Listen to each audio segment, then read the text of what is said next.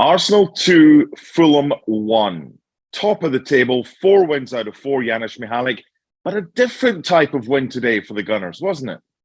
Yes, it was. Sometimes you have to work for it, right? And we've said, I mean, it's been such a good start for Arsenal Football Club. They're surprising many, maybe including themselves to a degree. But as we've said, I think in the past, Mark, the tough games and tough moments are going to come, and they will. And they've got themselves out of it this time, which is a good thing because it's still a relatively young team and an experienced team, right? Zinchenko, who's been good, got injured during training, and Thomas Partey as well. So they have to scramble just a little bit, change things around to a team that was firing on all cylinders. And, character is always a big word when we speak about Arsenal, at least the Arsenal of the past, right? Or the recent past I'm talking about. And we showed it today a little bit. They had to work for it against a very, very good Fulham team. Yeah, character is a good word because when you make a mistake like Gabriel did, sometimes you don't get punished. But when you get punished like that and your team goes a goal down, you've got two options. One, you can try and fight back. Two, you can go into your shell. And you saw what it meant to him to get the winning goal. I'm still not a fan of teams thinking they're Brazil 1970 and trying to play out from the back. I understand it. And when it works, it's great because Arsenal have scored a goal at the other end starting like that. But you do take a chance, don't you? And Mitrovic was in the right place at the right time. Yes, and again, ultimately, it's down to him because he did bring that ball down. But the ball from Saka, it was even said in the commentary, it wasn't good. It was high, and it's the sort of ball so close to goal when it was actually traveling, right? When it was very close to the goal line. It's a pass that invites pressure, and there's absolutely zero reason for that. So yes, Gabriel ultimately could have gotten rid of it, but I think they brought it onto themselves, and it wasn't just Gabriel, but it was Saka as well. Look, I mean, I think with Arsenal, we all know that this is not a finished product. It seems to me that today they were inches away from blowing Fulham away, right? I mean, from the beginning, it was like, well, it's just a matter of time when they score. But to credit Fulham, they kind of worked themselves into it. So it was good. The crowd was into it. I think the game was very entertaining. And Bernd Leno, obviously against his old team, was very, very good today, with the exception of that second goal. The only mistake he made cost his team all 3 points, really, for the most part. But if it was not for him, I think it would have been over earlier. 3 or 4 shots that he saved, maybe not all of them 100% chances, but an important interventions from him as well. Fulham played their part in a very entertaining fixture. It looks like they have learned their lesson from being up before and going down, from being up before and going down. Teams like Norwich and West Brom look like yo-yo teams. They come up, they go straight back down. What are Fulham doing differently now that they didn't do when they were previously in the top flight? Well, they showed the ability to attack and cause you problems, right? The teams in the past would just defend. I really don't.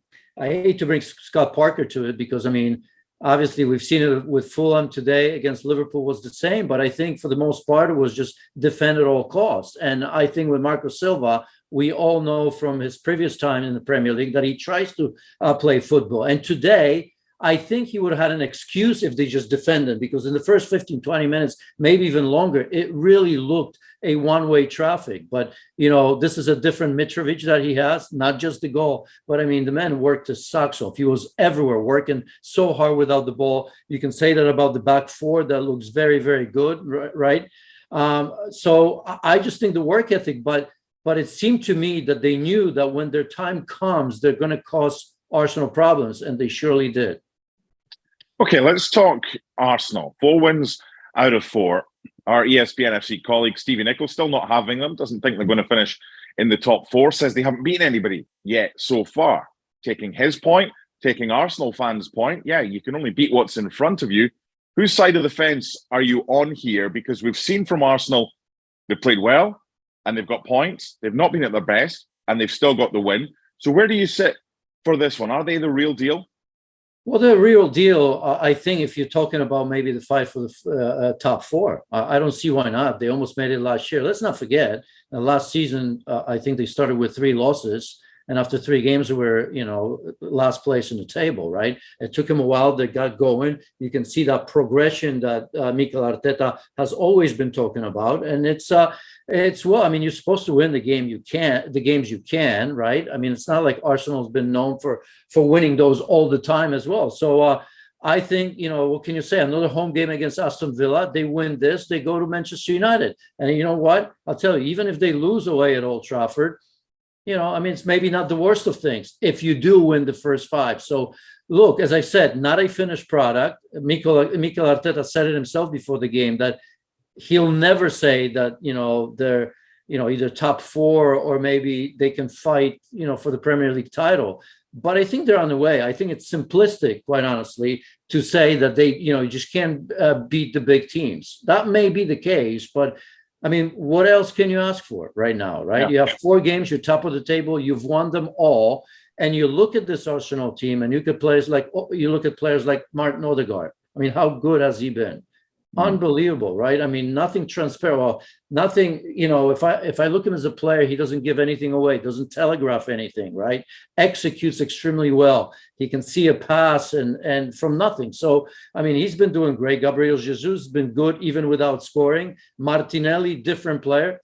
2 sets of wingers in Saka and Martinelli that I think if you any opposition, you don't want to play them.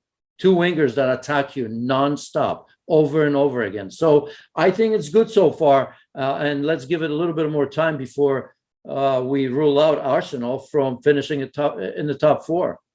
Yeah, we can't have a go at them for not beating the big teams yet. They've not faced any of the big teams. Let's end with a 2-part question. 1, will Arsenal get top 4? And 2, will Fulham stay up? Fulham will stay up. With Arsenal, I mean, yeah, it's a loaded question. I know you want an answer, but we're 4 games in. By the looks of it, I mean, it hasn't been all that great for all the teams, even Manchester City, right? Even though they find ways. Liverpool struggle a little bit. Chelsea, I'm not sure about. Even Spurs. So I think in the end, you're going to see Arsenal, just like last season, very close to top 4. And they may, but it's too early. I can't tell you for certain. Why would I?